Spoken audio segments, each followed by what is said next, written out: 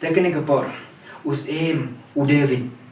Upen kenal yo bre. Us David. Ada pisnya tuh bau David kan. Us David upen kenal yo bre nama bau Marchibon kita gijinge gijenjar hagi jingim jong ngim la ban batai. Ndai bang iskem bau bre lang ba gijingir khu ke jong bre. Ndai ula ban yele kikam ki bau dai ban le. Ndai wala da kontaro. Iskem maktin ke jong bre. Kapan pau yo David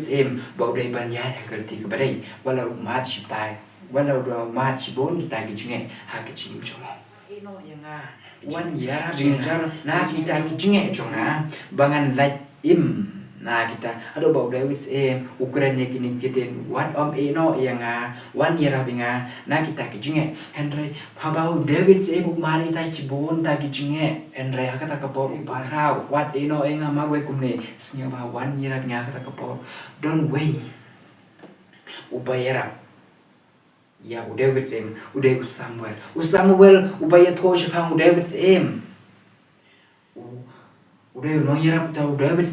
hakal nong ba pelaban shem lara pipule ke ba Samuel hakal nong ba arhawai kit khot ke ba khatsan kikitin ke ba ngumne te ka thama ka long pat hapdeng ke Filistia bat Israel bat David ulla hier thma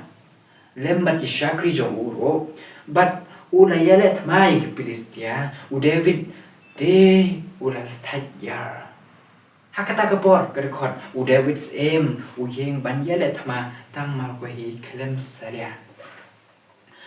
hagani kindin don ivero isur ibagi ibai wai don ivero isur kijong David ibas nyotan ba jing ra David ibas nyotan itu isur ibang kume Kumudenya hancing basyurkain Komta ter đây tai sur iba ai men se mi ngai pi about David uyeng tang marwai hi bani ya le kata kata ma handai umnyo setia kita ke jimpen syai ki bukan ha ke jingim jungu wala da ulong briu ubama sipon ki cingero ke jingim jungu handai ungai skem ba ublei undran dekat ba ungai skem wan dia bini ke julong di khon samla ban